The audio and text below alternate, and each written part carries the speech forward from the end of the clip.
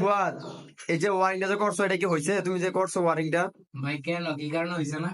তো অন্যরা তো তোমার কি করে দুইটা কনসিল স্টিল কক ব্যবহার করে, হট এন্ড কুলের লাইন করে, তুমি শুধু একটা কনসিল স্টিল কক ব্যবহার করলা, তো এই লাইনটা তো হয়েছে না ওয়ারিংটা। ভাই বাড়িওয়ালার টাকার সমস্যা, এই কারণে আমরা এভাবে করে দিয়েছি, বুঝছেন? তুমি বলতেছো যে বাড়িওয়ালা টাকার সমস্যা, তো এই কারণে করে দিছো। জি। তো এই যে সরাসরি যে পাইপটা নামাইলা, তো এটা কি কিসের পাইপ, গিজারের? এটা গিজারের ভাই। ও, তো ওই যে একটা কর্নারে যে তোমার ইয়া দেখা যাইতেছে কনসিল স্টিল কক, তো এটা কি কারণে দিলা? এটা হচ্ছে আপনার যদি ভেঙে যায় এখানে কনসেন্ট্রেট বা ট্যাপে ইয়া, তো আমরা এটা বন্ধ করে চাপটা বন্ধ করে তখন পাল্টাই দিব। ও আচ্ছা, তুমি দিতেছো যে মেন চাবির বদলে একটা কনসিল স্টিল কক কর্নারে দিয়ে দিছো। জি।